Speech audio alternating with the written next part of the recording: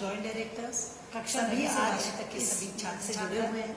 मुझे शिक्षकगण, पालकगण और हमारे प्राचार्य, हमारे डीओस, जॉइंट डायरेक्टर्स सभी आज इस मंच से जुड़े हुए हैं। मुझे आप सबको बताते हुए खुशी है कि हमारे बीच आज हमारे विभाग की प्रमुख सचिव मैडम रश्मि अरुण शमी हमारे साथ हैं।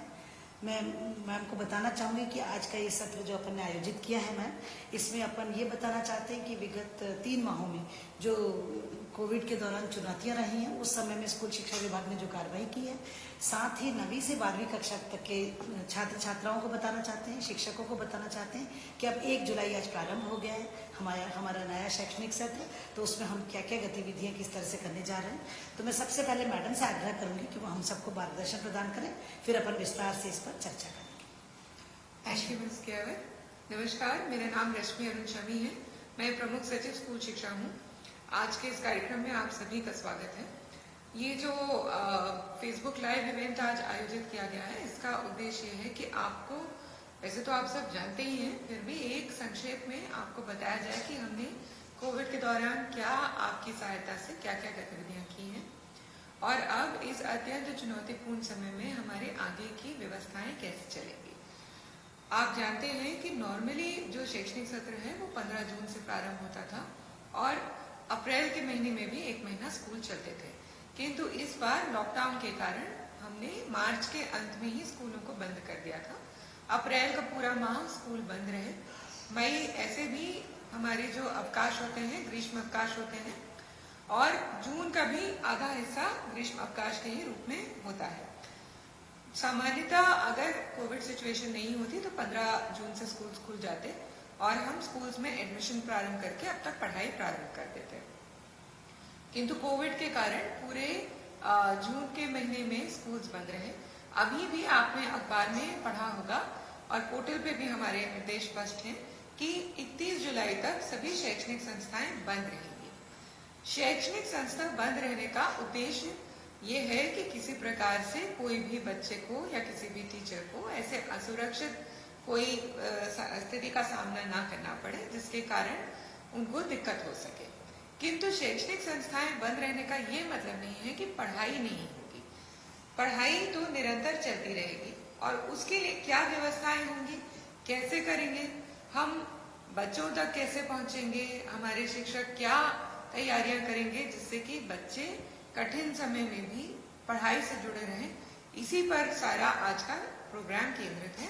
मैडम अभी विस्तार से बताएंगी कि क्या क्या व्यवस्थाएं राज्य की तरफ से की जा रही है, शासन की तरफ से, क्या हमें जो हमारे शिक्षकगण हैं उनसे हमारी क्या अपेक्षाएं हैं, पेरेंट्स से हमारी क्या अपेक्षाएं हैं और बच्चों से क्या अपेक्षाएं हैं।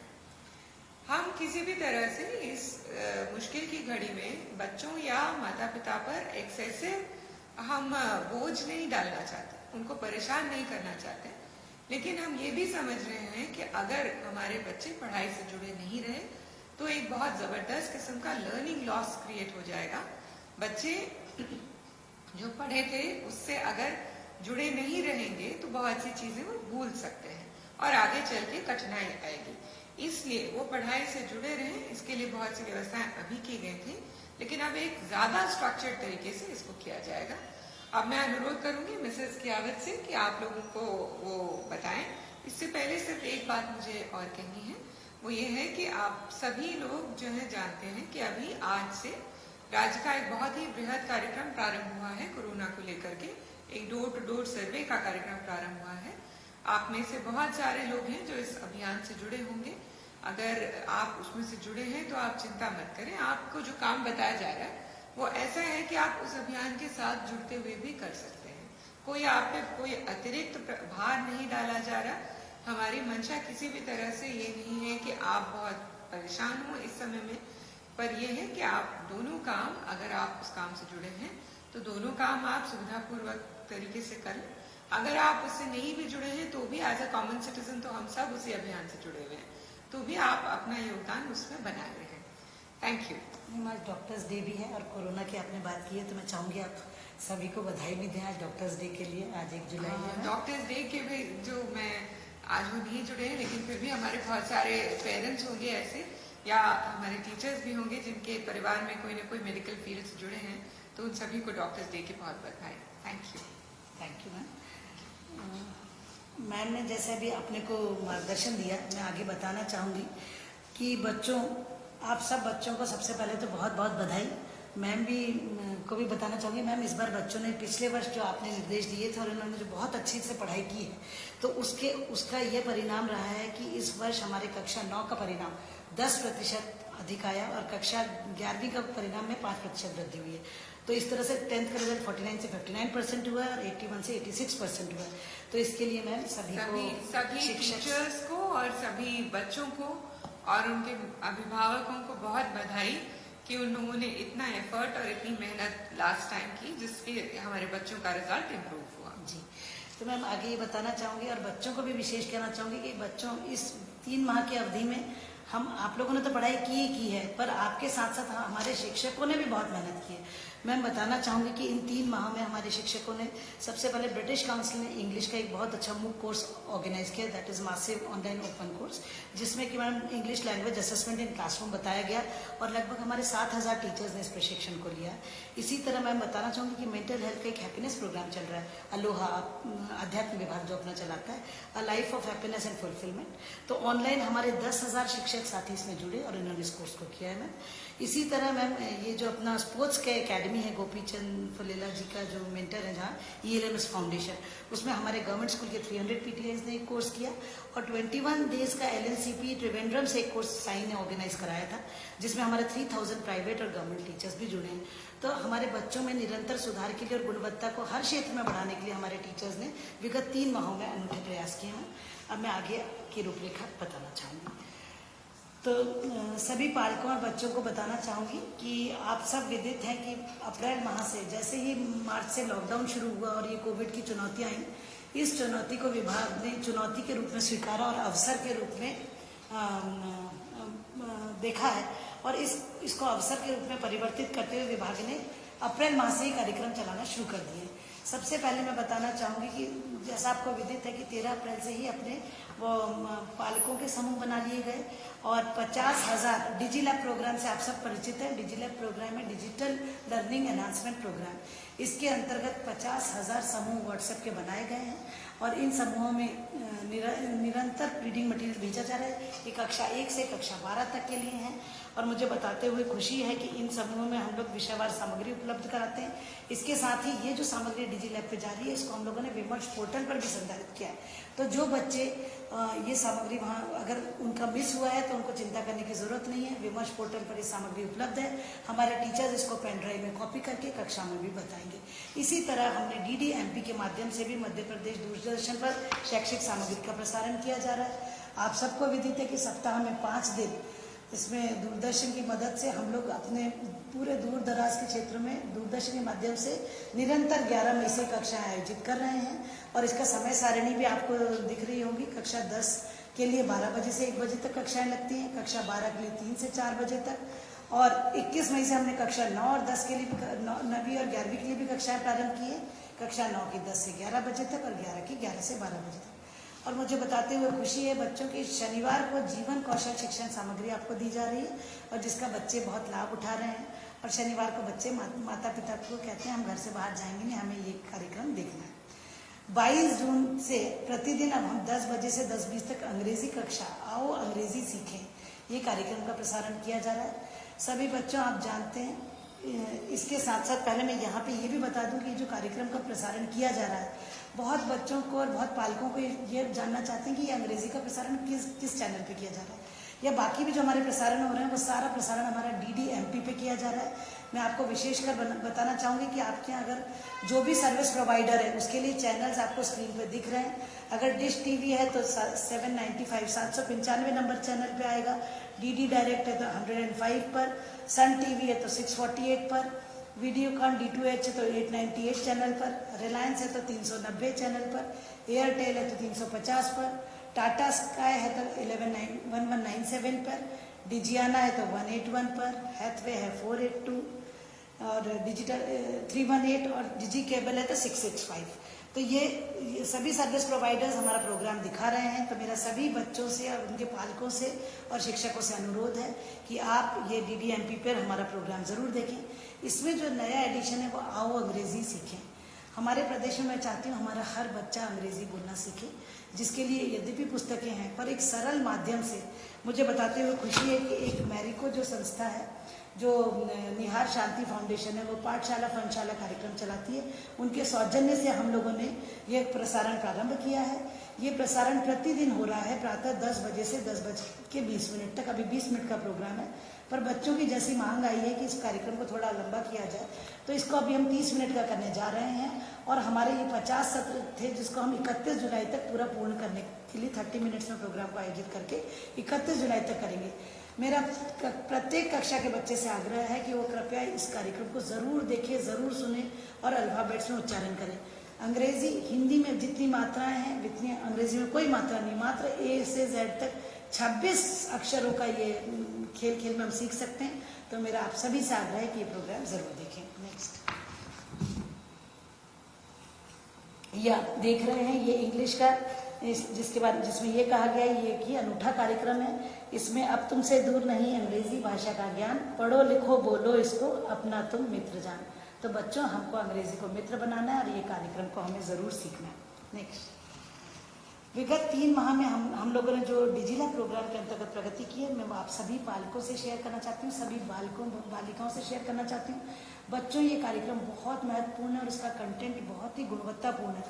अभी तक 50,000 हमारे व्हाट्सएप ग्रुप बने और मुझे बताते हुए खुशी कि 21 लाख हमारे इस ग्रुप में पालक और विद्यार्थी जुड़ चुके हैं। पर साथ ही लेकिन ये भी बताना चाहूँगी कि जब कार्यक्रम प्रारंभ हुआ तो तब मात्र 2 लाख थे, अब ये बढ़कर 6.5 लाख हो गए। लेकिन फिर भी अभी यह गैप बहुत अधिक है। 14.5 लाख हमारे बच्चे और इस कार्यक्रम का लाभान्वित हो सकते हैं। मैं सभी पालकों से और सभी बच्चों से कहूँगी कि जिनके पास अपने स्मार्ट मोबाइल्स हैं वो जरूर इसमें व्हाट्सएप ग्रुप से जो जुड़े हुए हैं वो अपने बच्चों को सामग्री दिखाएं, और जिन विद्यार्थियों के पास मोबाइल है वो आवश्यक रूप से इस प्रोग्राम को डिजिलैब से अपनी कक्षा के पाठ्यक्रम को अनिवार्यता देखें। बच्चों, अब तो ग्रीष्मकालीन अवकाश समाप्त हो चुका। इस बार अपने को अवकाश की अवधि भी बहुत अधिक मिली है, तो अभी हम विगत 3 माह से अवकाश मना चुके हैं और मुझे खुशी है बताते हुए कि हमारे शिक्षक साथी भी आके आग्रह कर रहे हैं और बच्चे भी चाह रहे हैं कि अब अध्ययन अध्यापन शुरू होना चाहिए। तो जैसा कि आपको विदित है कि इस चुनौती को अवसर के रूप में बदलते हुए अपन ने काफ़ी चीज़ें ऑनलाइन प्रारंभ की हैं और अभी ये 1 माह भी अभी आपको विदित है कि 31 जुलाई तक अभी भी हमारी जो परिस्थितियाँ हैं उसमें हम तत्काल स्कूल खोलने की स्थिति में नहीं हैं। इसीलिए हम लोग चाहते हैं कि अब वर्तमान व्यवस्था में हम इस पढ़ाई को जो अभी तक हम चला रहे थे इसको और सिस्टमेटिक कर दें। जैसा कि आपको विदित है कि कक्षा 9 से 12 का मटेरियल हम न सिर्फ डिजिलैब में मोबाइल के माध्यम से भेज रहे हैं वरन टीवी से भी भेज रहे हैं और साथ ही साथ अब हम पुस्तकें भी लाएंगे। तो सबसे ज़्यादा जरूरी है कि इसमें हम सामंजस्य बिठाएं। तो 16 जुलाई से हम हमारा घर हमारा विद्यालय जो कार्यक्रम का शुभारंभ करने जा रहे हैं। तो मैं आपको बताना चाहूँगी कि हम डिजिलैब अपना जो है और टीवी इनको सामंजस्य बनाते हुए समान रूप से समान प्रकृति का पाठ्यक्रम की जानकारी आपको भेजना प्रारंभ करेंगे ताकि अब बच्चों में कोई एक रूपता से पढ़ाई आगे जारी रख सकें। अब मैं बच्चों बताना चाहूँगी कि अभी से अप्रैल तक हमारे पास मात्र मोबाइल और टीवी था। अब जैसा कि विदित है कि जुलाई आ गई और अब अपने स्कूल खुलना चाहिए थे, पर स्कूल नहीं खुले तब हमने अपने घर को ही अपनी पाठशाला बनाया। पर अपने घर में भी पाठशाला बनाना है तो पुस्तकें तो आवश्यक है। तो बच्चों, जुलाई माह में हम लोग जा रहे हैं सबसे पहले आपको पुस्तकों का वितरण करने। मैं बताना चाहूँगी कि जुलाई माह में कक्षा 10 से 12 के विद्यार्थी उनको हम पाठ्य पुस्तक से पढ़ाएंगे और कक्षा 9 के विद्यार्थियों को बताऊँगी कि ब्रिज कोर्स चलाएंगे। जैसा कि आपको विदित है कक्षा 8 से बच्चा जब कक्षा 9 में आता है तो हम लोग प्रारंभ के 3 माह में उनको ब्रिजिंग करते हैं, तो ये ब्रिज कोर्स की सामग्री देते हैं। तो यही सामग्री आपको उपलब्ध कराई जाएगी और ये जरूर बताना चाहूँगी कि ये सामग्री तीनों 16 जुलाई से वही सामग्री डिजिलैब पे होगी, वही टीवी पे दी जाएगी और वही ब्रिज कोर्स की सामग्री आपके घर में उपलब्ध होगी कक्षा 9 में और पाठ्य पुस्तकें भी उपलब्ध होंगी। बहुत सारे पालक चाहते हैं कि उनका बच्चा CBSE बोर्ड दे या NCERT की पुस्तकें पढ़े, मुझे बताते हुए खुशी है कि मध्य प्रदेश एमपी बोर्ड ने भी अभी एनसीईआरटी की पुस्तकों को कक्षा 9 से 12 तक लागू करने का निर्णय ले लिया है और वर्ष 2020-21 में हम कक्षा 9 में हिंदी, अंग्रेजी, संस्कृत, उर्दू और सामाजिक विज्ञान की पुस्तकें ला रहे हैं। कक्षा 11 में हिंदी, अंग्रेजी, संस्कृत और उर्दू की पुस्तकें ला रहे हैं और कक्षा 12 में इतिहास, राजनीति, समाजशास्त्र, भूगोल और अर्थशास्त्र की पुस्तकें लेंगे। मैं ये भी बताना चाहूँगी कि कक्षा 9वीं और 11वीं में अब इस सत्र से हमारा पूरी पुस्तकें एनसीईआरटी की चलेंगी और वर्ष 21-22 से कक्षा 9 से 12 तक का संपूर्ण पाठ्यक्रम एनसीईआरटी का होगा। अब ये बताना चाहूँगी कि जैसा मैंने अभी आपसे चर्चा की कि हम बच्चों आपको पाठ्य पुस्तकें वितरित करने जा रहे हैं, तो इसके लिए सबसे पहले ज़रूरी है कि पाठ्य पुस्तकें जो हमारी छप चुकी हैं इनको सबसे पहले हम विकासखंड स्तर पर पहुंचा दें, जो कि कार्यवाही हमारी निरंतर जारी रही है। और अब हम आज से अपने ब्लॉग्स को और सभी जो मेरे शिक्षक साथी प्राचार्यगण, संकुल प्राचार्य सुन रहे हैं, ये सामग्री जो विकासखंड तक पहुंच जाएगी। आपको 6 जुलाई तक अपनी अपनी शालाओं में पुस्तकों को लाना है। उसके बाद अपन चाहेंगे कि 7 जुलाई से 15 जुलाई के बीच में बच्चों को प्रवेश दे दिया जाए और साथ ही साथ पुस्तकों का वितरण भी कर दिया जाए।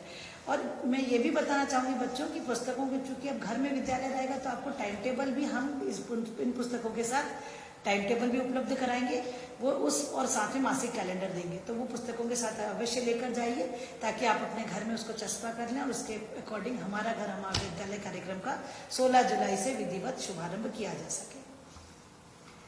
तो बच्चों अब जरूरत है कि शाला स्तर पर जो पाठ्य पुस्तक वितरित होंगी, साथ ही साथ अब मैं यहाँ पर इसमें हमारे टीचर्स की भूमिका बहुत महत्वपूर्ण है। उनको निर्धारित करना होगा कि शाला स्तर पर वो चरणबद्ध तरीके से जो हमारे प्रिंसिपल साहिबान हैं वो बच्चों को आमंत्रित करने के लिए कक्षावार दिनांक और समय निर्धारित करते हुए विद्यार्थियों को बुलाएंगे और उनको पाठ्य पुस्तकों का वितरण करेंगे। यहाँ मैं यह भी बताना चाहूँगी कि हमारे बहुत से श्रमिक भाई बहन दूसरे प्रदेशों से भी हमारे प्रदेश में लौट कर आए, तो बहुत सारे बालक भी, हमारे बच्चे भी आए हैं साथ में।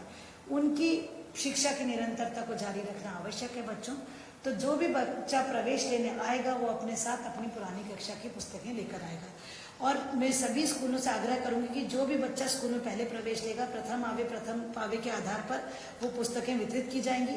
और जो पुरानी पुस्तकें बच्चों की वो बुक बैंक में अनिवार्यतः जमा कीजिए, क्योंकि आपको विदित है कि पुस्तकों को छपने में बहुत समय लगता है और मैं नहीं चाहती कि कोई भी बच्चा पुस्तक प्राप्त करने से वंचित रहे।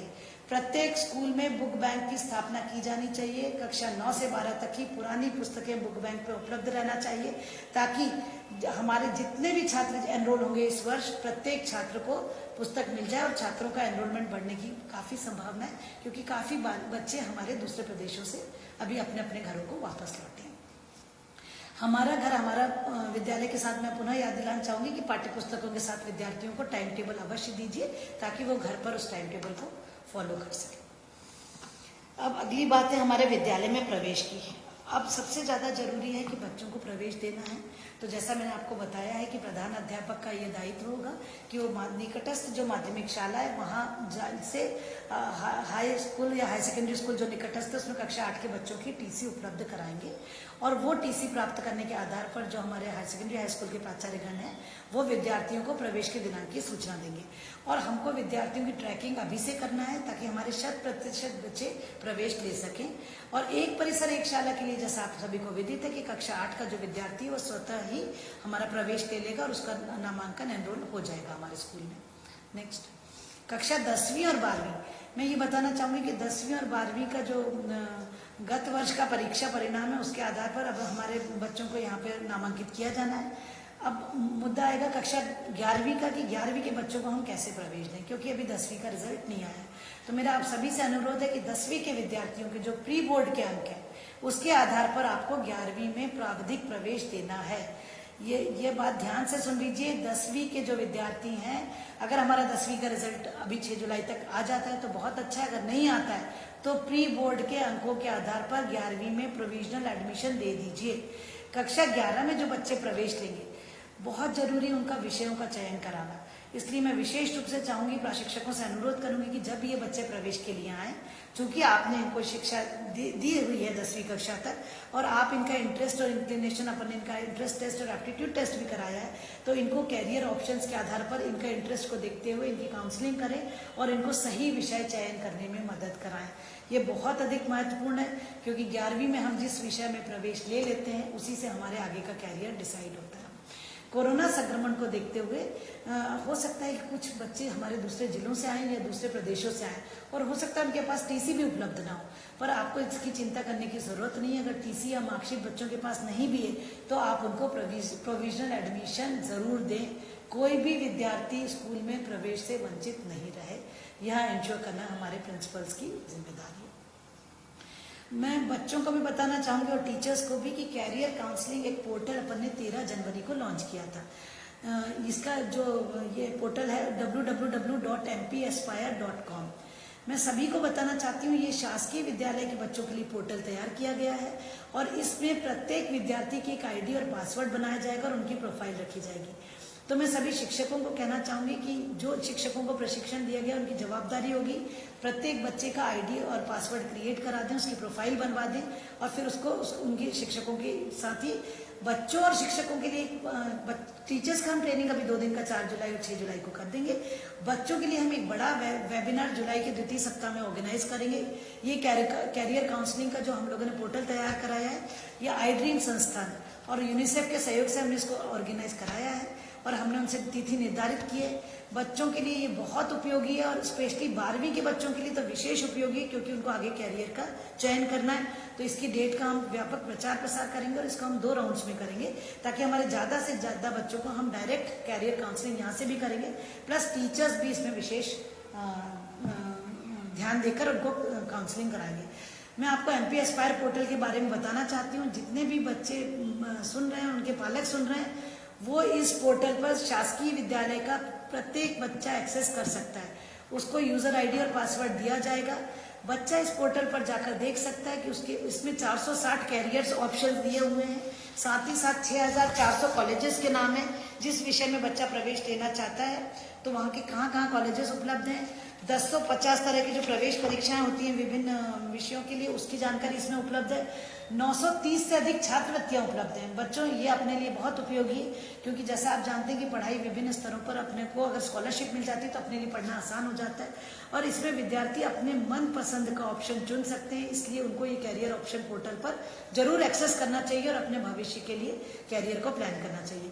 तो इसमें राज्य के अंदर के जो हमारे कैरियर ऑप्शन है वो दिखाया, इंटरनेशनल और स्टेट लेवल के कहाँ प्रवेश प्रक्रिया, उसके लिए क्या क्या पात्रता की शर्तें और राष्ट्रीय और अंतर्राष्ट्रीय स्तर की भी छात्रवृत्तियां इस पोर्टल पर दिखाई गई हैं।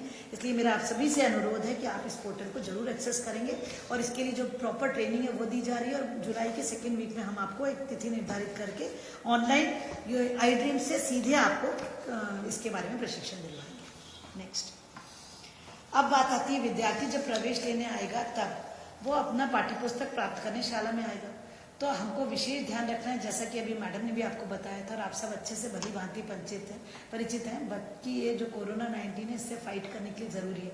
हाँ, मैं एक बात के लिए आप सबको बधाई देती हूँ कि अभी जो 12वीं की परीक्षा मेरे शिक्षकों ने, प्राचार्य ने ऑर्गेनाइज कराई, इतने स्मूथ तरीके से कराई और कोई दिक्कत नहीं हुई। तो मुझे पूरा विश्वास है कि बच्चे जब प्रवेश लेने आएंगे और पाठ्यपुस्तकें आप उनको प्रदान करेंगे तब भी सारे कोविड के इसकी सुरक्षा के जो नियम है उसका पालन करेंगे। हमको मास्क लगा के उनके बगैर बच्चों को नहीं आना है, एक दूसरे से 2 गज की दूरी बनाए रखना है। शाला में गेट पर ही हमें सैनिटाइजर अथवा पानी और साबुन की व्यवस्था जरूर रखिए। विद्यार्थी को हाथ धोने के बाद ही स्कूल में प्रवेश दीजिए और साथ ही साथ हमने बच्चों से ये भी अपेक्षा की कि बच्चा एक पौधा लाए साथ में या बीज लाए। बच्चे सोचेंगे हम पौधा कहाँ से लाएं, तो कोई दिक्कत नहीं बेटा, आम की गुठली लाओगे वो रोपोगे तो वो उग जाएगी, नींबू का बीज लाओगे वो लगाओगे तो नींबू का पौधा आएगा। नेक्स्ट, तो आप इस तरह से अपने स्कूल में एक न एक अपना पौधा लेकर आएंगे। विद्यार्थियों की अब प्रश्न ये है कि सबसे ज्यादा जरूरी है कि विद्यालय में जब बच्चा आएगा तो उसको काउंसलिंग बहुत जरूरी है, क्योंकि आप सबको पता है कि एक अलग मेंटल स्टेट से हमारे पालकगण, बच्चे और विद्यार्थी अभी गुजरे हैं विगत दिनों में। तो कोरोना संक्रमण में अपना ध्यान कैसे रखें, क्योंकि कोरोना की अभी जैसा आपको विदित है दवाई नहीं है, पर अगर प्रिवेंशन है तो वो उससे बड़ी कोई दवाई नहीं है। तो हमको अपना इसके प्रिवेंटिव मेजर्स लेने के लिए बच्चों को काउंसलिंग करना बहुत ज़रूरी है। साथ ही बच्चों को ये भी बताना है कि घर को विद्यालय कैसे माने, घर में विद्यालय समझकर अध्ययन कैसे करें। और जैसा मैंने बताया था, जो बीज या पौधा लाएंगे, तो अगर हमारे स्कूल में फेंसिंग है तो वहाँ पर ही बच्चे को पौधा लगवाएंगे। ये जरूर इंश्योर करें कि जहाँ भी बच्चा पौधा लाए, अगर स्कूल में बाउंड्री वॉल नहीं है तो वो ग्रीन फेंसिंग से काम चला सकते हैं, और अगर वो भी नहीं है तो बच्चा अपने गाँव में जाकर भी इसको बीज को या पौधे को रोप सकता है, लेकिन उसको देखभाल करना और उसका नामकरण करना बच्चे की जिम्मेदारी है। जो नवीन गतिविधियां इस वर्ष मुझे बताते हुए खुशी है कि हम लोगों ने अपने जो 2 नए जिले आगरमालवा और निवाड़ी, वहां पर जिला उत्कृष्ट विद्यालय घोषित कर दिया है। वर्तमान में जो वहाँ उत्कृष्ट विद्यालय था उसको जिला उत्कृष्ट विद्यालय घोषित कर दिया गया है। तो इसमें अकॉर्डिंगली आप लोग एडमिशन्स देंगे, और साथ ही जितनी जिला उत्कृष्ट विद्यालय को सुविधाएं दी जाती है वो सब इन दोनों विद्यालयों को दी जाएंगी। साथ ही साथ एक बहुत बड़ी खुशी की बात है कि जो हमारे 200 मॉडल स्कूल्स चल रहे थे, जो अभी तक 9 से 12 कक्षा तक चल रहे थे, हायर सेकेंडरी स्कूल्स को अब हम लोगों ने माध्यमिक स्तर की कक्षाओं का संचालन प्रारंभ किया है। इस वर्ष हम प्रदेश के सभी 201 मॉडल स्कूल्स में कक्षा 6 प्रारंभ करने जा रहे हैं। और साथ ही साथ मुझे ये भी बताते हुए खुशी है कि हमने कक्षा 6 में एक इंग्लिश मीडियम सेक्शन और कक्षा 9 में एक इंग्लिश मीडियम सेक्शन खोला है। मैं उन सभी पालकों को कहना चाहती हूँ कि अब आपको चिंता करने की ज़रूरत नहीं है। अगर आपके बच्चे आरटी के अंतर्गत इंग्लिश मीडियम स्कूल्स में भी पढ़े हैं तो वो हमारे मॉडल स्कूल में कक्षा 9 में प्रवेश ले सकते हैं, कक्षा 6 में इंग्लिश मीडियम सेक्शन में प्रवेश ले सकते हैं। और इसके लिए अगर जितनी सीटें, जितने आवेदन आएंगे तो लॉटरी के आधार पर ही हम उसमें ड्रॉ निकाल के उनको प्रवेश देंगे। नेक्स्ट, हमारा घर हमारा विद्यालय के अंतर्गत अब बच्चों को जैसा है कि विद्यालय में नहीं आना है, अपने घर में ही रहकर पढ़ाई करना है। अब यहाँ पर चूंकि घर में ही पढ़ाई करना है, इसलिए उनके परिवार के सदस्यों की, माता पिता, दादा दादी, नाना नानी, भाई बहन और मित्र, इन सब की भूमिका बहुत महत्वपूर्ण है। मैं आप सबको ये कहना चाहूँगी कि हम सभी परिवार के सदस्यों को अपने बच्चों को उत्साह से मोटिवेट करना है, उनका उत्साहवर्धन करना है और उनको निरंतर मार्गदर्शन देना है कि उनका घर ही उनकी प्रथम पाठशाला है। विद्यार्थी को एक अच्छा माहौल घर में देना है, बड़े बुजुर्गों से उनको ज्ञान की बातें सीखना है, ताकि उनका और उनकी जो अपनी वोकैबुलरी है और उनका जो शब्दों का भंडार है वो और अधिक बढ़ सके। साथ ही मैं पालकों को विशेष सहयोग चाहूंगी कि वो घर में बच्चों को पढ़ने के लिए प्रेरित करेंगे। बच्चों को जोर से पढ़ने के लिए कहिए, चाहे वो अंग्रेजी पढ़े चाहे वो हिंदी पढ़े, और घर में अपना कितना भी बड़ा घर हो, घर में एक स्थान बच्चे को नियत करिए कि बेटा यहाँ बैठ के आपको पढ़ाई करना है। और मुझे सभी माता पिताओं से आग्रह करना है कि अपने बेटों को भी मोबाइल दें, अपनी बेटियों को भी मोबाइल दें। कहीं कहीं ये पता चलता है कि बेटियों को मोबाइल माता पिता नहीं दे रहे। भैया, बेटियां भी आगे बढ़ेंगी और आपका नाम रोशन करेंगी।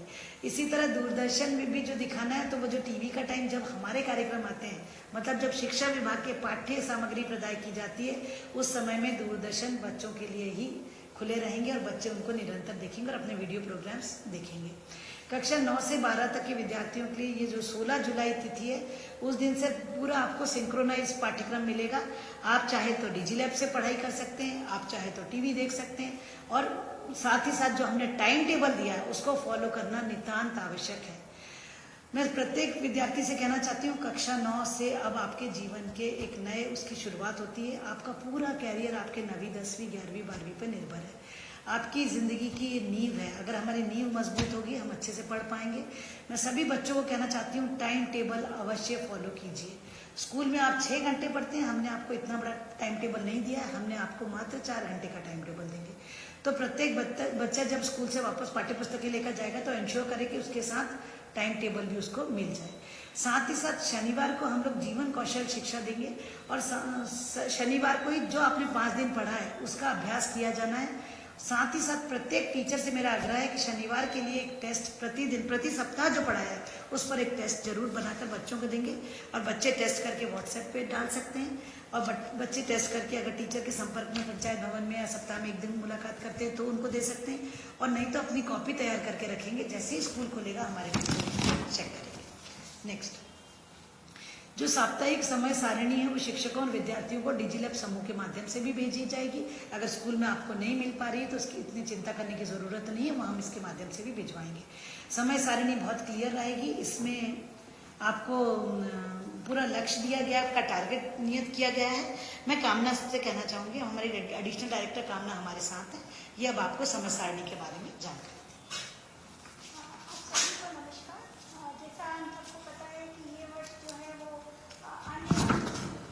उस तरह से नहीं है जिस तरह से हमारे यहाँ सामान्य वर्षों में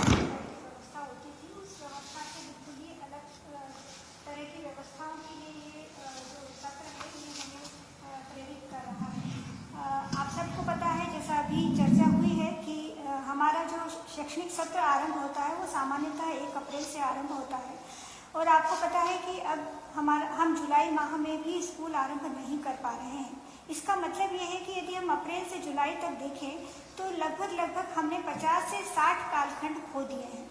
इसका मतलब ये है कि सामान्यतः हमारे जो स्कूलों में कालखंड होते हैं उन कालखंडों में लगभग 180 कालखंड में हमारा जो पाठ्यक्रम है वो पूरा होता है। अब जब हम 50-60 कालखंड हमारे समाप्त हो चुके हैं तो ऐसी स्थिति में निश्चित रूप से हमको अपने पाठ्यक्रम को भी रिवाइज करना है, जो राष्ट्रीय स्तर पर भी और सभी राज्यों के स्तर पर भी किया जा रहा है। और जो पाठ्यक्रम सामान्यतः 180 कालखंड का है उसको अब घटाकर 130 से 150 के कालखंड तक लाया जा रहा है, ताकि जो विद्यार्थी हैं उन पर ज़्यादा बोझ न पड़े और बच्चे जो हैं वो आसानी से उस पाठ्यक्रम के माध्यम से पढ़ पाएँ। तो जो पाठ्यक्रम है उसके लिए बहुत ज़्यादा बच्चों को बोझ समझने की आवश्यकता नहीं है, क्योंकि जितना समय अब कम हो गया है उस समय के आधार पर हम पाठ्यक्रम को भी कम कर रहे हैं। लेकिन जैसे ही हम कहते हैं कि हमारा घर हमारा विद्यालय, तो इससे स्पष्ट है कि हमको अब जो काम हम विद्यालय में बैठ के करते थे वो अब हमको घर पे करना शुरू करना पड़ेगा। यदि हम वो नहीं करेंगे तो शायद हमारी जो आगे की पढ़ाई है, न केवल इस साल की बल्कि उसके बाद जो हमारी निरंतरता डिपेंड करती है जिस पर कि हम अगले साल भी जो पाठ्यक्रम पढ़ेंगे उससे हमारा जो लिंक है वो प्रभावित न हो। तो जो मिनिमम चीज़ें हैं जो आपको इस वर्ष के पाठ्यक्रम में पढ़नी ही आवश्यक होगी, उनके लिए हमको विशेष प्रयास करना होगा। और उसी के लिए राज्य स्तर से हमने एक सभी जो विषय विशेषज्ञ हैं उनके साथ चर्चा करके एक प्रत्येक कक्षा के लिए समय सारणी तैयार की है, जिसमें जैसे यदि हम कक्षा 9 के लिए बात करें तो सोमवार से शुक्रवार तक प्रतिदिन 3 घंटे बच्चों को कम से कम घर पे पढ़ना पड़ेगा। जैसा आपको पता है कि यदि आप स्कूल जाते, बच्चे यदि स्कूल आते तो सुबह 10:30 बजे से 4:30 बजे तक स्कूल लगता है, तो उनमें से कम हमको उतने घंटे यदि हम स्कूल जाते और पढ़ते, तो यदि हम उतने घंटे नहीं पढ़ पाते हैं तो भी कम से कम हमको आधे मतलब उसका 50% तो घर पर पढ़ना ही होगा। तो कक्षा 9 के लिए जो हमने समय सारणी तय की है उसमें सभी बच्चों को सोमवार से शुक्रवार प्रतिदिन कम से कम 3 घंटे पढ़ना होगा। और इन 3 घंटों में हमने ये भी तय किया हुआ है, जैसा आप लोगों को पता है कि 10 बजे से 11 बजे तक कक्षा 9वीं के लिए दूरदर्शन पर भी प्रसारण होता है और जो व्हाट्सएप ग्रुप्स बने हुए हैं उनमें भी DGLEP के माध्यम से हम सब्जेक्ट वाइज जो वीडियोस हैं वो हम आप लोगों से शेयर करते हैं। तो जैसा अभी आयुक्त महोदया ने भी बताया कि अब हम इसको सबको सिंक्रोनाइज कर रहे हैं और जो दूरदर्शन पर आएगा वही जो DGLEP के व्हाट्सएप ग्रुप्स हैं उसमें भी आएगा। तो जो कक्षा 9वीं के लिए हमने अभी पाठ्यक्रम जो दैनिक समय सारणी बनाई है उसमें यह है कि 10 बजे से 11 बजे तक तो वो दूरदर्शन पर देखेंगे अथवा जो DGLEP के माध्यम से जो व्हाट्सएप ग्रुप में सामग्री आ रही है उसको पढ़ेंगे, उसके माध्यम से पढ़ेंगे। और उसके अलावा 12 बजे से 12:30 तक और 12:30 से 1 बजे तक मतलब लगातार 1 घंटा हिंदी और अंग्रेजी पढ़ें और 2 बजे से 3 बजे तक गणित और विज्ञान पढ़ सकते हैं। तो इससे 3 घंटे यदि आप रोज बच्चे पढ़ेंगे तो निश्चित रूप से उनकी जो लर्निंग कैपेसिटी है, कॉम्पिटेंसीज हैं, उनमें इम्प्रूवमेंट होगा। शनिवार को जो भी हम सोमवार से शुक्रवार तक जो भी पाठ्यक्रम पढ़ेंगे उस पाठ्यक्रम का रिवीजन और दोहराव किया जाएगा शनिवार को। इसके साथ ही हम जीवन कौशल शिक्षा के जो का जो कंटेंट है, जो वीडियोस हैं वो भी आपके साथ शेयर करेंगे। और साथ ही ये भी जरूरी है कि हम जो पढ़ रहे हैं उससे हम कितना सीख पा रहे हैं इसका असेसमेंट भी साथ साथ होता रहे। तो एक दिन जो है वो किसी एक विषय का टेस्ट इसमें आवश्यक रूप से होगा, ताकि बच्चे कितना सीख पा रहे हैं घर पर ये भी ध्यान हमें पता चलता रहे और शिक्षकों को इसकी जानकारी होती रहे।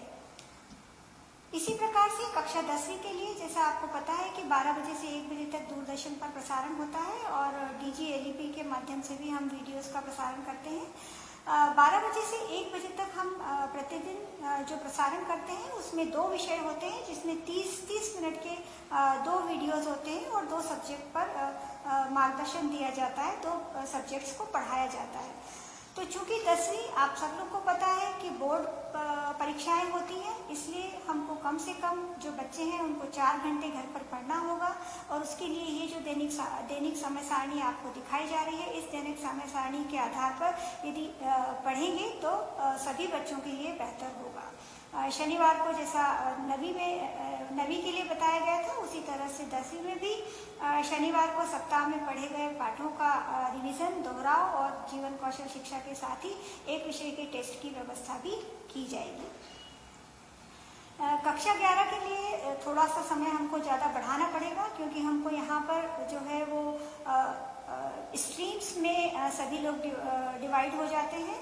कुछ बच्चे साइंस लेंगे, कुछ मैथ्स लेंगे, कुछ कॉमर्स लेंगे, कुछ आर्ट्स के विद्यार्थी होते हैं। तो इसीलिए सोमवार से शुक्रवार तक, चूँकि बच्चे बड़े भी हो गए हैं और आगे चल के उनको इसी के माध्यम से वो अपना कैरियर भी डिसाइड करते हैं, इसलिए उनसे ये अपेक्षा होगी कि वो कम से कम 4 घंटे 20 मिनट प्रतिदिन पढ़ें। ये एक सुझावात्मक समय सारणी हमने दी है, लेकिन इस समय सारणी को आप अपने स्तर से परिवर्तित भी कर सकते हैं। लेकिन आपको ये तय करना है कि जो 4 घंटे 20 मिनट का समय दिया गया है, उन 4 घंटे 20 मिनट में प्रत्येक सब्जेक्ट को कम से कम 40 मिनट आप पूरे दिन भर में पढ़ लें। यदि आप इस समय सारणी को फॉलो करते हैं तो निश्चित रूप से आप बेहतर तरीके से पढ़ पाएंगे। और यदि आप इसके अलावा आपको कोई समय और उपयुक्त लगता है तो आप उसको उससे इंटरचेंज करके अपनी समय सारणी भी बना सकते हैं। लेकिन ऑब्जेक्टिव यही है कि सभी बच्चे जो हैं वो कम से कम 3 से 4 घंटे प्रतिदिन घर पे पढ़ें। तभी हमारा जो ये कार्यक्रम है कि हमारा विद्यालय, हमारा घर हमारा विद्यालय, वो सफल हो पाएगा कि हम विद्यालय जिस तरह से जाकर पढ़ते थे उसी तरह से हम इस घर में भी विद्यालय की तरह का ही माहौल बनाकर और पढ़ें। इसी प्रकार से कक्षा 12वीं के लिए भी है। जो मैंने आपको कक्षा 11वीं के लिए कहा वही सेम कक्षा 12वीं के लिए है। इसमें जो हम समय सारणी बना रहे हैं, उस समय सारणी को हमने बहुत विशेष रूप से इस तरह से डिसाइड किया है कि ऐसे टॉपिक्स को हम पहले आइडेंटिफाई हमने किया है जिनमें बच्चे आसानी से पढ़ सकते हैं, जिनमें शिक्षक के ज़्यादा सहयोग की आवश्यकता नहीं है। यदि उनको थोड़ा भी सहयोग मिलेगा तो बच्चे जो हैं वो आसानी से उन चैप्टर्स को पढ़ सकते हैं। तो हम जो साप्ताहिक समय सारणी देंगे उसके प्रारूप में हमने ये चीज़ें ली हैं कि वो कौन सा टॉपिक किस दिन पढ़ सकते हैं, उस टॉपिक के जो सब टॉपिक्स हैं, उसके जो चरण हैं, उनका भी जिक्र होगा और उन टॉपिक्स को कैसे पढ़ें उसके बारे में टिप्स भी उसमें दिए जाएंगे, ताकि बच्चे जो हैं वो अपने घर पे पढ़ पाएँ। और जो लिंक अवेलेबल हैं, जो वीडियोस अवेलेबल हैं, उन सब की लिंक भी उसमें शेयर की जाएगी। यदि आपके पास मोबाइल है तो आप उस लिंक से देख पाएंगे, और यदि आपके पास मोबाइल नहीं है तो भी आप जो है वो उस पाठ को जो दूरदर्शन पर प्रसारित होगा उसको आप देख पाएंगे। लेकिन जिनके पास मोबाइल होगा निश्चित रूप से उनके पास ज़्यादा व्यवस्थाएं हो पाएंगी, क्योंकि बहुत सारी लिंक जो एडिशनल लिंक्स होंगी वो भी उनके लिए अवेलेबल हो पाएंगी। तो साप्ताहिक समय सारणी जो आपको दी जा रही है, उस समय सारणी के आधार पर सभी विद्यार्थियों से ये अपेक्षित होगा कि वो अपने घर पर पढ़ें, और जो हमारा अभी तक का लॉस हो गया है उसकी हम प्रतिपूर्ति तो पूरी तरह से शायद नहीं कर पाएंगे, लेकिन हम अपने आप को इम्प्रूव कर पाएँ और जो पढ़ाई आगे की है उसको हम बेहतर तरीके से कर पाएँ। जैसा आप लोगों को पता है कि सामान्यतः यदि हमारा अकादमिक सत्र शुरू हुआ होता तो हमारा त्रैमासिक परीक्षा हमारी निश्चित रूप से सितंबर के फर्स्ट वीक में या सेकेंड वीक में होती है। लेकिन वर्तमान में जो परिस्थितियां हैं, संभवतः हमारा त्रैमासिक मूल्यांकन नहीं हो पाए, तो उसके लिए भी राज्य स्तर से प्रोजेक्ट वर्क तैयार किया जा रहा है और सभी बच्चों के साथ शेयर किया जाएगा। जो बच्चे जो हैं वो अपने घर पर रहकर किस तरह के प्रोजेक्ट्स बना सकते हैं, और उन्हीं प्रोजेक्ट्स के आधार पर त्रैमासिक मूल्यांकन होगा। जैसे उदाहरण के लिए कक्षा 9 में साइंस का जो पहला चैप्टर है उसमें ठोस, द्रव और गैस का टॉपिक दिया गया है। तो इसमें बहुत सिंपल एग्जाम्पल हो सकते हैं जिनको बच्चे करके स्वयं करके, जैसे पानी को गर्म करने, उसको ठंडा करने पर कौन कौन सी क्रियाएं होती हैं, उसको वो बहुत आसानी से अपने घर में करके देख सकते हैं और उस तरह के उसको उन्होंने कैसे महसूस किया उसको उसका अनुभव भी वो लिख सकते हैं। तो इसी तरह के बहुत सिंपल तरह के प्रोजेक्ट्स दिए जाएंगे जो बच्चे अपने स्तर पर करेंगे और उन प्रोजेक्ट्स के माध्यम से बच्चे जो हैं वो विज्ञान और अन्य विषयों के भी कॉन्सेप्ट्स को अच्छी तरह से करके सीख पाएंगे। एक जो साप्ताहिक समय सारणी है, मैं आपसे थोड़ा सा शेयर करना चाहूँगी कि उसका प्रारूप, जैसा मैंने आपको अभी कहा कि कक्षा 10 में यदि हम देखें तो अभी इसमें मैंने आप देख सकते हैं स्क्रीन पर कि 16 और 17 जुलाई के लिए जो पढ़ाया जाना है उसके बारे में चर्चा की गई है। यदि हम हिंदी की बात करें तो हिंदी से शुरुआत करेंगे तो सबसे पहला जो टॉपिक है वो पद्य साहित्य का इतिहास है। इसमें रीतिकाल सब चैप्टर का नाम है। उसमें नामकरण, उसमें जो आगे कंटेंट दिया हुआ है वो नामकरण, प्रमुख कवि और प्रमुख प्रवृत्तियां हैं जिनको बच्चे को पढ़ना है। तो इसको कैसे पढ़े इसके लिए टिप्स यहाँ पर तो बहुत शॉर्ट में दी गई है, लेकिन थोड़ा डिटेल में आपको जो मिलेगा कैलेंडर उसमें दी जाएंगी कि जैसे सबसे पहले किताब में दी गई सामग्री को ध्यान से पढ़ें, मुख्य बिंदुओं को किताब में पेंसिल से पहले हाईलाइट कर लें, फिर उन हाईलाइटेड जो बिंदु हैं उनको अपनी कॉपी में लिखें ताकि आप जब भी उसको रिवाइज करेंगे तो आपको याद आ जाए कि आपने क्या पढ़ा था। तो इसी तरह से उसमें ये भी दिया जाएगा कि आपको इतना पोर्शन पढ़ने के बाद, क्योंकि हम 30 से 40 मिनट कह रहे हैं कि एक बच्चे को एक दिन में एक विषय 30 से 40 मिनट यदि पढ़ेगा तो लगभग 20 मिनट उसके पढ़ने के लिए होंगे और 20 मिनट लगभग अभ्यास करने के लिए होंगे। तो किस तरह के प्रश्न उसको अपने कॉपी में लिखने हैं उसके बारे में भी उसमें स्पष्ट रूप से दिया जाएगा। तो जैसे ये एक प्रारूप है, ये हिंदी का उदाहरण है, उसी तरह से अगले वाले पेज पर हमने अंग्रेजी का उदाहरण दिया है कि यदि कोई कविता है उसको पढ़ रहे हैं तो सबसे पहले कविता को पढ़ें, कठिन शब्दों को पहले रेखांकित कर लें, फिर ऐसे शब्द जिनका अर्थ आपको पता ना हो तो उनका अर्थ डिक्शनरी से लिखें, उन कठिन शब्दों की स्पेलिंग याद करें, उनके अर्थ लिखें। तो इस तरह से जो छोटे छोटे काम हैं जो आप अपने स्तर पर आसानी से कर सकते हैं, जिसके लिए बच्चे को शायद टीचर के बहुत ज़्यादा आवश्यकता नहीं पड़ेगी, उन सारे पाठ्यक्रम को उन टॉपिक्स को हमने आइडेंटिफाई किया है और उन टॉपिक्स के आधार पर बच्चे जो हैं वो आसानी से पढ़ सकेंगे और इसमें टीचर्स का सहयोग भी उन्हें मिलता रहेगा। वो निरंतर रूप से अपने शिक्षकों से बातचीत करके उनको जो समस्याएं आ रही हैं उनका निराकरण भी दूरभाष पर प्राप्त कर सकेंगे। अब मैं आयुक्त महोदय से आगे का प्रस्तुतिकरण करने का अनुरोध करना चाहूँगी। प्रथमे न अर्जिता विद्या, द्वितीय न अर्जितं धनम, तृतीय न अर्जितं पुण्यम, चतुर्थे किम करिष्यति। तो बच्चों, कामना ने आपको बहुत अच्छी तरह से समझाया है कि अपने को अभी अब आगे से किस तरह से पढ़ाई जारी रखना है। अब बात आती है जीवन जीने की कला। हर व्यक्ति को जीवन जीना भी एक कला है और इसके लिए आपको विदित होगा कि अपने स्कूलों में जीवन कौशल शिक्षा दी जा रही है। जो बालक बालिकाएं कक्षा 9वीं में आए हैं उनके लिए ये बहुत ही इंटरेस्टिंग होगा जब वो इन पुस्तकों को देखेंगे। मैं बताना चाहूँगी ये जीवन कौशल शिक्षा का मॉड्यूल UNFPA के साथ सहयोग से हमने तैयार किया है और ये मॉड्यूल जो है उमंग, इसका नाम दिया गया है उमंग। और जो किशोर बालक बालिकाएं हैं उनको जीवन कौशल शिक्षा के जो 10 कौशल हैं उनके बारे में बताया गया है। आप देख रहे होंगे समालोचनात्मक, critical thinking, creative thinking, decision making, निर्णय लेना एक कला है। आपका हर निर्णय आपका हर पल का निर्णय दूसरा पल निर्धारित करता है। समस्या समाधान, समस्या हर व्यक्ति की जिंदगी में, पर उसको समाधान कैसे क्या तरीका जाए। अवेयरनेस, जागरूकता नहीं तो आपको पता ही नहीं कि जीवन में आपके क्या क्या आगे रास्ते हैं। प्रभावी संवाद करके किस तरह से आप विभिन्न विवादों से भी दूर रह सकते हैं और जीवन में आगे बढ़ सकते हैं। अंतर्वैयक्तिक संबंध जीवन में सबसे अधिक महत्वपूर्ण हो, चाहे निजी जिंदगी हो चाहे सांसारिक जिंदगी। समानुभूति, एम्पैथी का एक ऐसा कॉन्सेप्ट है कि जो सामने वाला व्यक्ति फील करता है वही अपन फील करें। अपनी भावनाओं को कैसे प्रबंधन करें और स्ट्रेस को कैसे मैनेज करें। तो सोसाइटी में जो भी निरंतर आप देखते हैं कि कई तरह की समस्याएं आती हैं, अगर हम हमारे बालक बालिकाओं को जीवन कौशल की कला दे दें, जीवन जीने की कला सिखा दें, तो हमारे बालक निश्चित रूप से एक अच्छा जीवन जी सकेंगे। ये जो चारों मॉड्यूल हैं जीवन कौशल के, इसके बारे में हमने जैसा आपको बताया कि हम डिजी लैब के माध्यम से भी मटेरियल भेज रहे हैं, साथ ही साथ हम आपको मटेरियल टीवी में भी इसका शनिवार को प्रदर्शन करेंगे। इसके अलावा मैं आपको बच्चों ये बताना चाहती हूँ, जितने बच्चे ये प्रोग्राम देख रहे हैं वो जीवन में कभी घबराए नहीं। ये मॉड्यूल्स तो आपका करते हैं, आपके टीचर्स इसके लिए वेल ट्रेंड हैं, सभी प्रिंसिपल्स में ट्रेंड हैं और वो लोग बहुत अच्छे से आपके साथ संवाद करेंगे। साथ ही साथ जब रिजल्ट आता है तो बच्चे बहुत घबरा जाते हैं। मेरा सभी बच्चों से आग्रह है, बिल्कुल डरने की जरूरत नहीं है। अगर कोई बच्चा फेल भी होता है तो fail is first attempt in learning. कोई भी चीज सीखने के लिए पहला प्रयास था अपना, पुनः अपन प्रयास करेंगे और पास कर लेंगे। कोई चीज जीवन में कठिन नहीं है, तो कभी जीवन में डरने की जरूरत नहीं। जीवन कौशल सीखें। इसके साथ ही अभी कोविड में भी बच्चों के मन में तरह तरह के ख्याल आए। प्रत्येक बच्चे के मन में कई तरह के प्रश्न आते हैं, तो हमने लोगों ने एक उमंग किशोर हेल्पलाइन भी चालू किया है। जैसे कोई बच्चा सोचता है कि मुझे कोई कुछ तवज्जो नहीं देता, मुझे कोई कुछ समझता नहीं है, मैं बिल्कुल अकेला हूँ, मेरी बात कोई नहीं सुनता, क्या मैं ही हमेशा गलत होता हूँ, तो कई तरह के सवाल आते हैं और वो इन प्रश्नों का उत्तर देने के लिए सोचता है किसके पास जाए। मैं बच्चों को बताना चाहती हूँ, ये उमंग किशोर हेल्पलाइन में हमारे पास बहुत ही अच्छे टेस्ट बॉम्बे से ट्रेंड काउंसलर्स हैं।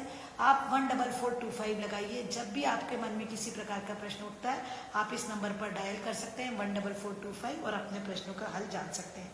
और ये हेल्पलाइन हमारी सोमवार से शनिवार तक प्रातः 8 बजे से शाम के 8 बजे तक जारी है। कोविड में भी बच्चों ने काफी प्रश्न पूछे और कई तरह के प्रश्न इसमें आ रहे हैं, तो आप सब बच्चों को कभी भी मन में किसी भी प्रकार का भय हो या कोई चिंता हो, आप इस नंबर पर डायल करें। नेक्स्ट, अब जैसा मैंने बताया था बच्चे जब प्रवेश ले लेंगे तो अब हमारे प्राचार्यों को क्या करना है। जैसे जो बच्चे, उनको 4 समूह में बांटना है। पहला समूह ऐसा है जिन बच्चों के पास एंड्रॉइड फोन है तो वो अपना मोबाइल फोन से हमारी शैक्षिक सामग्री प्राप्त कर सकते हैं। जिन बच्चों के घर में टीवी है वो टीवी के माध्यम से अध्ययन कर लेंगे। जिनके पास न तो टीवी और न मोबाइल फोन है, ऐसे भी विद्यार्थी, उनके हमको एक अलग समूह में रखना होगा। और ऐसे विद्यार्थी हैं जिनके पास मोबाइल या टीवी दोनों है लेकिन पढ़ने में रुचि नहीं है, तो ऐसे हमको 4 समूहों में अपने विद्यार्थियों को बांटना होगा। नेक्स्ट, जब हम ये सब समूह बना लेंगे तो जैसा मैंने कहा, समूह 1 तो डिजी लैब के माध्यम से हमारी शैक्षिक सामग्री देख लेगा। समूह 2 टीवी है तो टीवी से पढ़ लेगा। पर अब प्रश्न आता है समूह 3 का। ऐसे बच्चे हैं जिनके पास टीवी और मोबाइल दोनों नहीं है। मैं बताना चाहूंगी पालक जो मेरी बात सुन रहे हैं, अगर आपके घर में टीवी है और आपके पड़ोस के बच्चों के घर में नहीं है, कृपया करके अपने घरों में उन बच्चों को आमंत्रित करें और उनको टीवी की सुविधा उपलब्ध कराएं। इसी तरह ऐसे विद्यार्थी जिनके मित्रों के पास टीवी है वो अपने मित्रों के घर जाकर इस टीवी को देखें। बड़े भाई बहन और छोटे भाई बहन अब उनके साथ बैठ के टीवी देख सकते हैं। विद्यार्थी अध्ययन कैसे करेंगे इसकी चर्चा करेंगे। साथ ही मैं ये बताना चाहूंगी कि अभी हम लोगों ने पंचायत एवं ग्रामीण विकास विभाग के सहयोग से सभी सीईओ जिला पंचायतों को निर्देशित किया था और आप सभी मेरे टीचर्स ने ये बहुत अच्छी कार्रवाई की है कि प्रत्येक ग्राम पंचायत में ग्राम पंचायत भवन को हमारे बच्चों की पढ़ाई के लिए खुलवाया है। तो जितने घंटे टीवी में प्रसारण होता है प्रातः जो 10 बजे से 4 बजे तक, तो वो हमारा टीवी वो खुला रहता है हमारा ग्राम पंचायत भवन। ग्राम में जो भी शिक्षक उपलब्ध है, मेरा उनसे अनुरोध है वो ग्राम पंचायत भवन में जाए और जब जो बच्चे पंचायत भवन में टीवी देखने आते हैं वहाँ उनको टीवी भी दिखवाए और वहीं के वहीं साथ में उनकी समस्याओं का भी समाधान कर सकते हैं। पर सोशल डिस्टेंसिंग का जरूर फॉलो करेंगे। अब बात आती है समूह 4 की, जो सबसे की जिन बच्चों के पास या मोबाइल है या टीवी है या दोनों है और फिर भी उनकी रुचि नहीं है, तो बच्चों को पढ़ाई के लिए मोटिवेट करना, अब चूंकि शिक्षक हमारे घर पर उपलब्ध नहीं है इसलिए ये जिम्मेदारी पालकों की है। ऐसे बच्चों को मोटिवेट करें, उनके बड़े भाई बहन उनको मोटिवेट करें, उनके दादी नानी उनको मोटिवेट करें। विद्यार्थी शिक्षक जो है, मैं एक बहुत अच्छा कॉन्सेप्ट अभी हमारे को पता चला है कि जो विद्यार्थी जो अच्छा बच्चा है, जो बच्चा अच्छी पढ़ाई कर रहा है वो विद्यार्थी शिक्षक की भूमिका अदा कर रहा है गाँव में और अपने मित्रों को साथ में बिठा के उनको अध्ययन करा रहा है। तो ये पीयर लर्निंग का जो कॉन्सेप्ट है, इसको समूह 4 के लिए उनको बच्चों को जोड़कर प्रेरित कर उनको जरूर अध्ययन कराइए। अब बात आती है प्राचार्यों की जिम्मेदारी की। प्राचार्यों की जिम्मेदारी हमने बहुत अलग से अच्छे से डिफाइन करी है। जैसा मैंने आपको बताया, सभी प्राचार्यगण आप लोगों ने 4 समूह बना लिए, उनको अलग अलग लिस्टिंग कर लिया है। मोबाइल, टीवी, जिनके पास दोनों नहीं है और जिनकी रुचि नहीं। अब इनके जो समूह है इनको हमको रजिस्टर में इनके नाम अंकित करिए और साथ ही फिर अपने शिक्षकों की संख्या देखिए। इन शिक्षकों को इनके बच्चों के समूहवार और इनको बांट दीजिए। प्रत्येक बच्चा कोई ना कोई शिक्षक पालक होगा जैसे घर में पालक जिम्मेदारी निभा रहे हैं, घर में ही रहकर ये शिक्षक पालक बच्चों को मदद करेंगे। तो वो बच्चे उनके साथ निरंतर जुड़ा रहेगा और पूरा फ्री रहेगा। उसको कोई भी अध्ययन करने में दिक्कत आ रही है तो वो अपने टीचर से शेयर करेगा। बच्चों की बराबर अध्ययन की प्रगति प्राप्त करेंगे। हमारा घर हमारा विद्यालय कॉन्सेप्ट में अपन टीचर शिक्षक पालक का कॉन्सेप्ट ला रहे हैं। तो हर बच्चे के लिए एक शिक्षक पालक भी रहेगा, साथ ही माता पिता की भूमिका बहुत अहम रहेगी। माता पिता से मेरा विशेष आग्रह और बड़े भाई बहनों से कि अपने छोटे भाई बहनों को भी मोटिवेट करके शिक्षक से जोड़े रखिए और टीचर से स्वयं भी बात करेंगे पालक और बच्चों की भी बात कराएंगे। और प्रतिदिन जो इनका ये जो अभियान है उसके बारे में ज्यादा से ज्यादा लोगों को, आसपास के बच्चों को जो आज कार्यक्रम नहीं भी सुन पा रहे हैं उनको अवगत कराएंगे। सप्ताह में एक दिन कम से कम 5 बच्चों के घर जाकर जब प्राचार्य महोदय जाएंगे तो बच्चे और पालक बहुत खुश होंगे और उनसे अपनी सब बात भी शेयर करेंगे और प्राचार्य भी निगाह रख सकेंगे कि उनका छात्राएं रिकॉर्ड बच्चे पढ़ रहे हैं कि नहीं पढ़ रहे, या पढ़ने में क्या दिक्कत आ रही है, या अपन को फीडबैक मिलेगा कि अपन अपनी व्यवस्था में और क्या सुधार ला दें कि अपने बच्चे और अच्छे से अभ्यास कर सके। प्राचार्य का ये जरूर कहना चाहूंगी कि साप्ताहिक मूल्यांकन की व्यवस्था पर नजर रखना आपकी जिम्मेदारी है। हर शनिवार को अभ्यास कराना अनिवार्य है और उसका मूल्यांकन किया जाना है। नेक्स्ट, जैसा भी मैंने आपको बार बार कहा कि इसमें हम पालक सह शिक्षक की भूमिका होगा। जो हमारा पेरेंट है वो हमारा को टीचर है। तो परिवार में कक्षा 9 से 12वीं में आपके मन में ये ख्याल आएगा कि बहुत बड़ी कक्षा है, इस कक्षा के बच्चे को तो टीचर ही पढ़ा सकता है, हम नहीं पढ़ा सकते। हमारा आपसे आग्रह है कि जो कंटेंट हम आपको भेज रहे हैं और जो टाइम टेबल हमने भेजा है, मैं सभी पालकों को बताना चाहती हूँ कि हमने पुस्तक में से जो सरल अध्याय हैं जिसमें टीचर की आवश्यकता ना हो के बच्चा स्वयं भी पढ़ सकता है, उन्हीं अध्यायों को चिन्हांकन किया है। वही पाठ्यक्रम पर सामग्री पढ़ने के लिए हम टाइम टेबल में बच्चों को दे रहे हैं, क्योंकि जो कठिन पाठ है वो तो हमारा स्कूल खुलेंगे तब टीचर पढ़ाएंगे। इसलिए कभी कभी आप सारिणी में देखोगे कि पाठ 1 की जगह पाठ 5 लिखा है, तो आपको घबराने की जरूरत नहीं है। पाठ 5 ऐसा सरल पाठ है जो बच्चा स्वयं पढ़ सकता है। अगर टीचर नहीं भी तो हमारा कंटेंट में इतनी चीजें वो वीडियो देखकर सीख सकता है और पढ़ सकता है। तो मेरा अनुरोध है कि टाइम टेबल आप अपने घर में चिपकवा दीजिए एक दीवार पर, और बच्चे का भी ध्यान रहेगा, आपका भी ध्यान रहे। बच्चे को घर में एक स्थान दीजिए, एक कोना दीजिए जहाँ पर बच्चा बैठ के शांति से पढ़ाई कर सके, उसको शिक्षा का कोना समझिए। और टीवी और एंड्रॉइड जो हमारे स्मार्ट फोन्स हैं, मेरा आपसे आग्रह है, अगर आप खेत पर जाते हैं, आप अपना मोबाइल लेकर जाते हैं, कोई बात नहीं, शाम को घर आए तो बिल्कुल नहीं भूलिए अपने बच्चे को मोबाइल देना और उसको पढ़ने के लिए प्रेरित कीजिए। तो ये मेरा आप सभी पालकों से आग्रह है कि अब आपको शिक्षक की भूमिका निभानी है। आगामी 1 माह या 1.5 माह जितना भी समय लगेगा स्कूल खुलने में, कक्षा 9 से 12 बहुत ही मेरे बच्चे गंभीर हो चुके हैं। मेरा आप सबसे आग्रह है कि अपने बच्चों को पालक सह शिक्षक की भूमिका निभाते हुए जो शिक्षक कक्षा में जितना माहौल देते हैं वैसा ही माहौल घर में बनाकर बच्चों को पढ़ाएंगे। अब आती है विद्यार्थियों की जिम्मेदारी। बच्चों, करत करत अभ्यास के जड़मती होत सुजान, रसरी आवत जाते सिल पर पड़त निशान। तो बच्चों, जब रस्सी पत्थर को काट सकती है, हम और आप नहीं पढ़ सकते क्या? हम बिल्कुल पढ़ सकते हैं।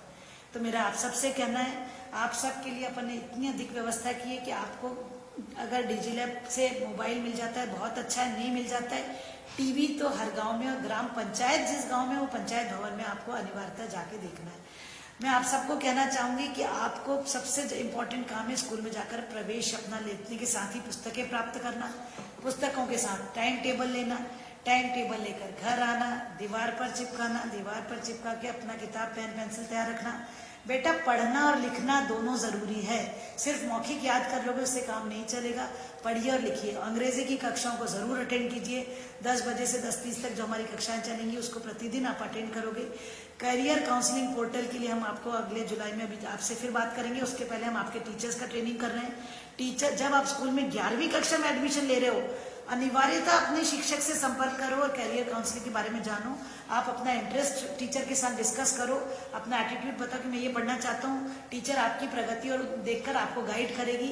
11वीं में विषय का चयन सही रूप से कर लीजिए। स्वयं पढ़ने के साथ साथ अपने जो छोटे भाई बहन है उनको पढ़ाना भी आपकी जिम्मेदारी है। जरूर अपने गाँव में, अपने आसपास अपने छोटे भाई बहनों की मदद कीजिए।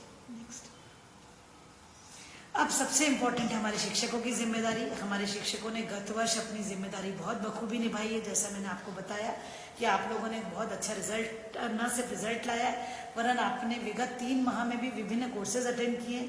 और सबसे ज़्यादा मैं बधाई देती हूँ सीएम राइज में अपने आप को रजिस्टर करा के और बराबर सारे सर्टिफिकेट्स हासिल करना शुरू कर दिए, विच इज़ वेरी गुड। अभी हम आगे का पूरा अपना कंटेंट सीएम राइज पे ही देने जा रहे हैं। तो शिक्षकों को मैं सबसे पहले कहना चाहती हूँ कि आपकी सबसे बड़ी जिम्मेदारी है अपने विद्यालय में जितने छात्र हैं और आपके प्राचार्य के साथ बैठकर आपने जो छात्रों का डिवीजन कर लिया है तो विषयवार अपने बच्चों को अपने साथ जोड़ लीजिए। आप ही उनके शिक्षक पालक की भूमिका भी अदा करेंगे। बच्चे घर में रहकर पढ़ेंगे पर प्रतिदिन जैसे अपन अपने बच्चों को मॉनिटर करते हैं, ये मेरे शिक्षकों से अनुरोध है कि वो उस बच्चे को अपने बच्चे जितनी मेहनत से पढ़ाएं। मुझे पूरा विश्वास है कि इस 1-1.5 महीने को हम बर्बाद नहीं होने देंगे। आज 1 जुलाई प्रारंभ हो गया है, हम आगामी 1.5 माह में इतनी प्रगति कर लेंगे कि बच्चा जब स्कूल आएगा तो सब बच्चे हमारे एट पार एक लेवल पे रहेंगे। आप इंश्योर करें बच्चे के पास साप्ताहिक टाइम टेबल होना चाहिए, उसके घर में टाइम टेबल चस्पा हुआ होना चाहिए और उसके मान से वो अपना प्रतिदिन आप एक रजिस्टर संधारित करेंगे। और आप भी 5 बच्चों से न्यूनतम 10 बच्चों जितनी आपकी कैपेसिटी आप संपर्क भी करेंगे और दूरभाष पर भी संपर्क कर सकते हैं और दूरभाष से भी बच्चों की प्रगति लेते रहें।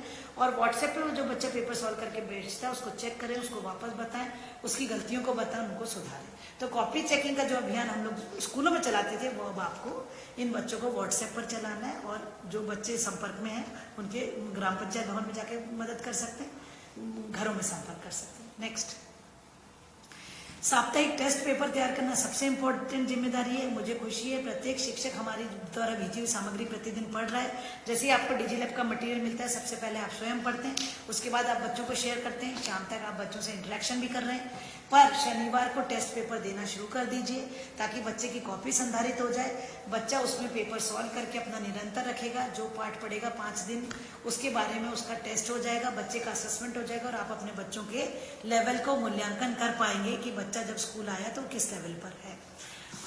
और ऐसे गांव जहां विद्यार्थी अधिक हैं और वो बहुत अधिक दूर से आते हैं वहां पे ग्राम पंचायत भवन में एक दिन जाकर अपन बच्चों से मिलकर उनकी समस्याओं को दूर कर सकते हैं और बच्चों से नियमित अभ्यास करवाएंगे। शिक्षकों की कैरियर काउंसलिंग में बहुत महत्वपूर्ण भूमिका है। 9वीं से 12वीं तक के बच्चों को तो हमें मदद करना ही करना है, पर 11वीं के बच्चों को कैरियर का चुनाव करने के लिए आपकी बहुत जरूरत है। बच्चे जब प्रवेश लेने आएंगे प्लीज एंश्योर आपका बच्चा 11वीं कक्षा में उसी विषय में वही स्ट्रीम चुने जिसमें उसका इंटरेस्ट है, क्योंकि जीवन भर नहीं तो बच्चा फिर पछताता है। उसका 11वीं बहुत महत्वपूर्ण है। प्लीज उसकी कैरियर काउंसलिंग करिए और उसको फील्ड का चुनाव कराइए। नेक्स्ट, अब हमारे बीईओज डीईओज जितने भी मॉनिटरिंग अधिकारी हैं उन सब से मेरा अनुरोध है कि इस अभियान हमारा घर हमारा विद्यालय को सफल बनाना हम सब की जिम्मेदारी है।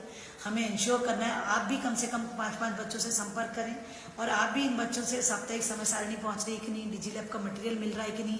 पालकों को मोटिवेट कीजिए। अभी भी 21 लाख में से 6.5 लाख पालक जुड़े हैं जिनके पास स्मार्टफोन है, वो बच्चों को पढ़ाने क्यों नहीं दे पा रहे हैं, जरा चेक करिए। अगर उनके यहाँ टीवी है तो कोई दिक्कत नहीं है, वो स्मार्टफोन नहीं यूज कर पा रहे हैं, वो टीवी से अपने बच्चों को दे दे, कोई दिक्कत नहीं। पर प्लीज एंश्योर बच्चा घर में मोहल्ले में नेबर के यहाँ जाकर ये पढ़ाई जरूर करेगा।